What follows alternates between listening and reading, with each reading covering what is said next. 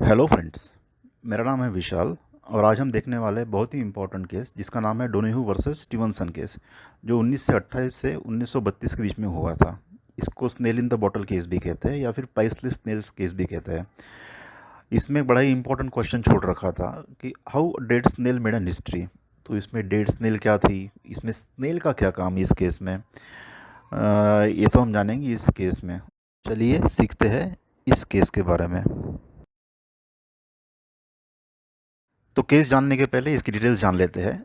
इसमें प्लेंटिफ थी, उनका नाम था मिसेस मे डोनाह्यू। रिस्पोंडेंट है, उनका नाम था मिस्टर डेविड स्टीवनसन।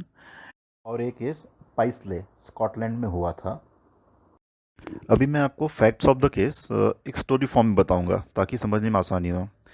तो फैक्ट्स ऐसे है कि मिसेस डोनाह्यू और उनकी फ्रेंड एक दिन शाम को पाइसले में एक कैफ़े में गई रिफ़्रेशमेंट के लिए।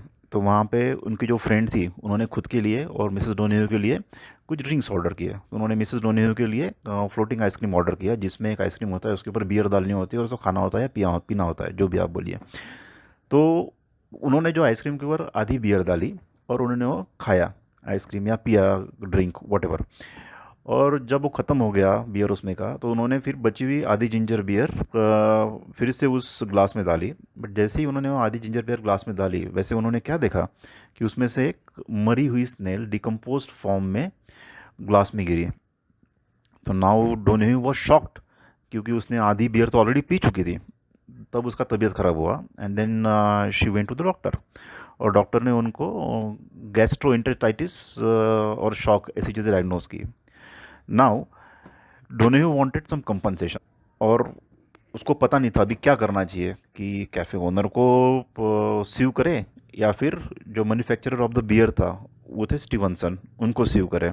तो डोनाह्यू ने वहाँ स्कॉटलैंड के कोर्ट में स्टीवनसन के अगेंस्ट में केस फाइल किया।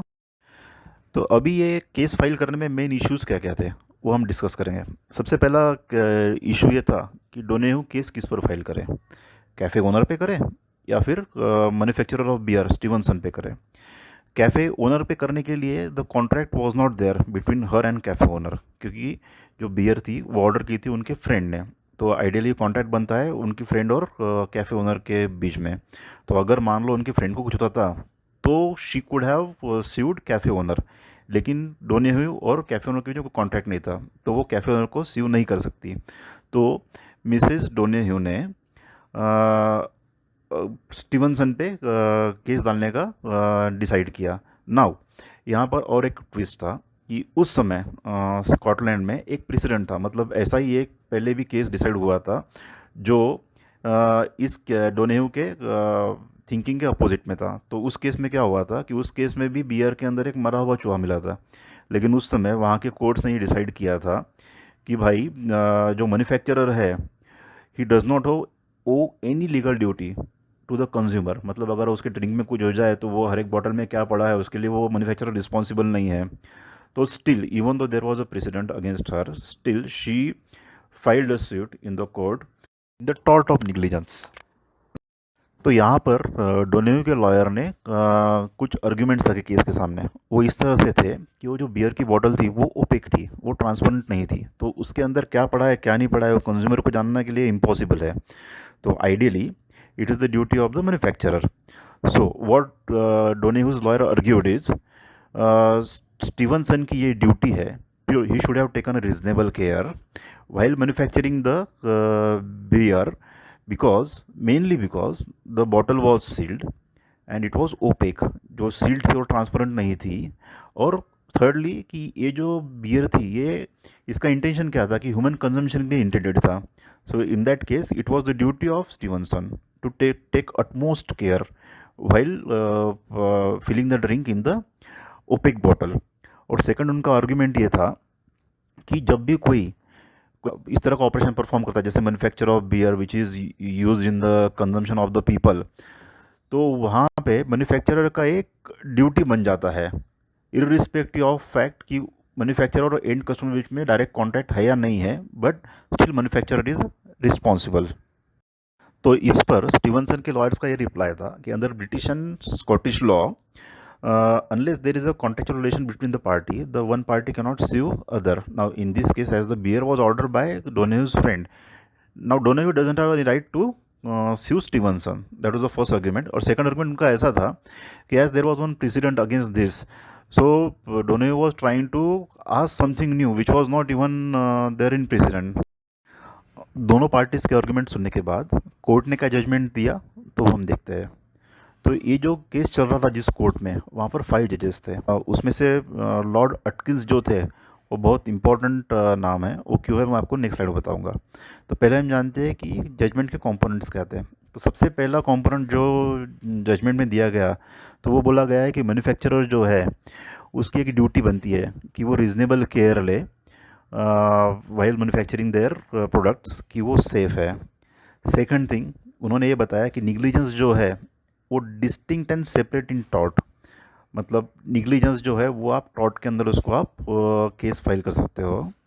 थर्ड थिंग उन्होंने बताया कि आपको निग्लिजेंस के केस में सूट फाइल करने के लिए you don't need to have a contractual relation, मतलब अगर आपका कॉन्ट्रैक्चुअल रिलेशन नहीं है फिर भी आप इस तरह के मामलों में केस दायर कर सकते हो। और फोर्थ थिंग ये थी कि ये जजमेंट जो है this was really a pioneer case in making manufacturer accountable for product liability. So the court held by majority of 3-2 that Donoghue's case disclosed a cause of action. जैसे कि मैंने आपको बताया कि इसमें लॉर्ड अटकिंस का नाम बहुत इंपॉर्टेंट रहा इस केस में, वो इस वजह से क्योंकि लॉर्ड अटकिंस ने एक बहुत ही इंपॉर्टेंट प्रिंसिपल दिया, उसका नाम था neighbour principle. Now what is neighbour principle? तो उनकी जजमेंट में उन्होंने बताया that you are to love your neighbour, you must not injure your neighbour. इसका मतलब यह है कि आप आपके पड़ोसी से प्यार करो और आप आपके पड़ोसियों को इंजोर नहीं कर सकते। तो इस केस में नेबर कौन है? तो उनके वर्ड्स में neighbour means the person who are so closely and directly affected by my act that I ought to reasonably have taken them into consideration while performing the act.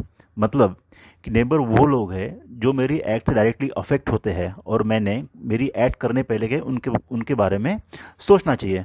For example, for a manufacturer customer will be A neighbour, for a restaurant owner जो diners वहाँ आते खाना खाने के लिए, those will be a neighbour. So under this principle अगर हम ये प्रिंसिपल वायलेट करते हैं और किसी को इंजरी होती है या किसी को लॉस होता है, तो जो पर्सन इंजर्ड है he has a right to take action against the defaulter for tort of negligence. और ये राइट वो तब भी एक्सरसाइज कर सकता है even when there is no contractual relationship between the injured and the defaulter. और ये नेवर प्रिंसिपल जो है ये टॉर्ट में बहुत ही इम्पोर्टेंट प्रिंसिपल माना जाता है। आई होप आपको ये केस समझने में मेरे वीडियो से थोड़ी आसानी हुई होगी।